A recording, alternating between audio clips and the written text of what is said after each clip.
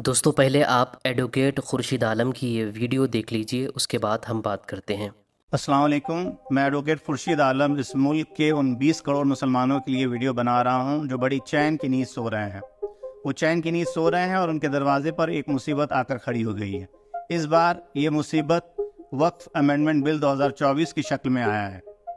BJP government ने parliament में मौजूदा वक्फ एक्ट में बदलाव करने के लिए ये बिल पेश किया है।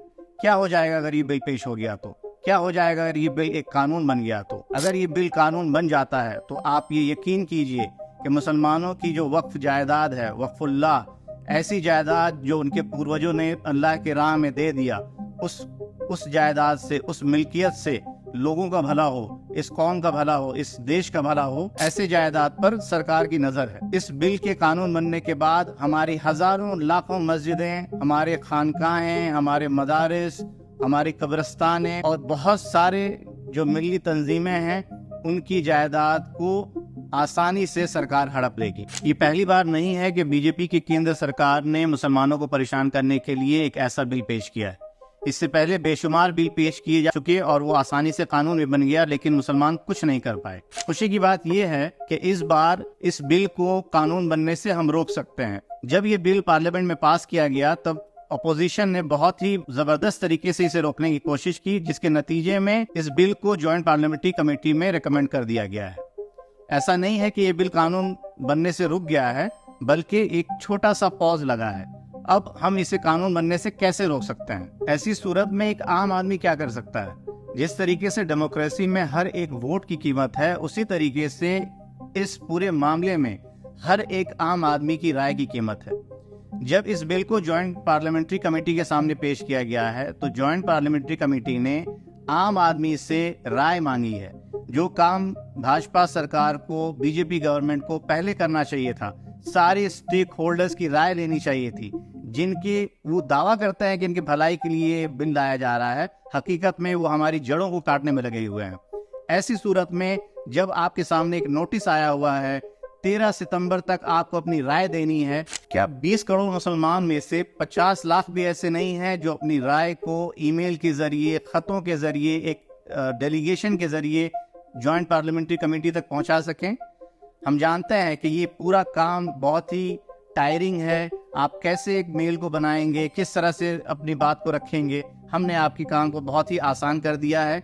हमारे पास एक खाका तैयार है। उस खाका में हम क्या कहना चाहते हैं सरकार से, हम क्या कहना चाहते हैं ज्वाइंट पार्लियामेंट्री कमेटी से, वो सारी चीजें लिखी हुई हैं। सिर्फ आप स्क्रीन पे दिए हुए QR कोड को स्कैन कीजिए या फिर लिंक को फॉलो कीजिए और ये लिंक आपको आपके ईमेल बॉक्स तक ले जाएगा। वहां से आप बड़ी आसानी के साथ मेल भेज सकते हैं, अपने एहतजाज को, अपनी राय को दर्ज कर सकते हैं। 20 करोड़ में से 50 लाख, ये काफी होगा इस बिल को यहीं खत्म करने के लिए। हमें मांग करनी है पूरे बिल की रिजेक्शन की, ना सिर्फ एक क्लॉज, ना कि 2 क्लॉज, बल्कि पूरा का पूरा बिल। जब JPC ने नोटिस जारी किया तब बहुत सारी ऐसी तंजीमें हैं, बहुत सारे ऐसे इदारे हैं, बहुत सारे ऐसे इंडिविजुअल्स हैं जिन्होंने क्लॉज की आपत्ति जाहिर की, क्लॉज में कमियां ढूंढी, लेकिन हम पूरे बिल को रिजेक्ट करने की मांग करते हैं। और ऐसी मांग क्यों करते हैं? क्योंकि यहाँ पे सवाल है लेजिस्लेचर के इंटेंट की। इससे पहले जितनी भी हिस्ट्री देखी जाए, वो चाहे ट्रिपल तलाक बिल हो या फिर वो सिटीजन अमेंडमेंट बिल हो, एंटी कन्वर्जन बिल हो, सब के सब बिल में लेजिस्लेचर के इंटेंट पे बहुत बड़ा सवालिया निशान खड़ा हो चुका है।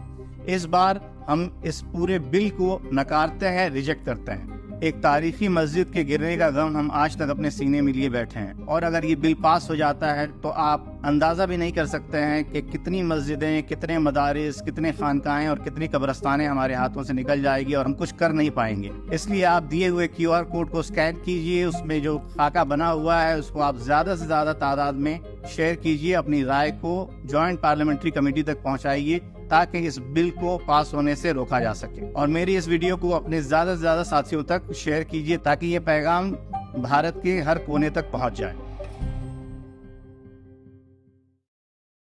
अब तो जाग जाओ मुसलमानों, बहुत बड़ी मुसीबत आने वाली है अगर आपने ये काम नहीं किया तो। दोस्तों, आज तक बाबरी मस्जिद के टूटने का दर्द, उसका गम हमारे सीनों में मौजूद है, और अब अगर हमने ये काम नहीं किया तो आप अंदाज़ा भी नहीं लगा सकते कि कितनी मस्जिदें टूटेंगी, कितने मदरसे टूटेंगे, कितनी खानकाहें और कितने कब्रस्तान हमारे हाथ से चले जाएंगे। हम उसका अंदाज़ा भी नहीं लगा सकते। इसलिए आपसे मेरी गुजारिश है कि एडवोकेट खुर्शीद आलम ने जो काम बताया है वो काम कर लो। आपने ये काम नहीं किया तो आप अंदाज़ा भी नहीं लगा सकते कि हमारी आंखों के सामने कितनी मस्जिदें और कितने मदरसे टूट जाएंगे और आप सिर्फ हाथ पर हाथ रखकर देखते रह जाएंगे।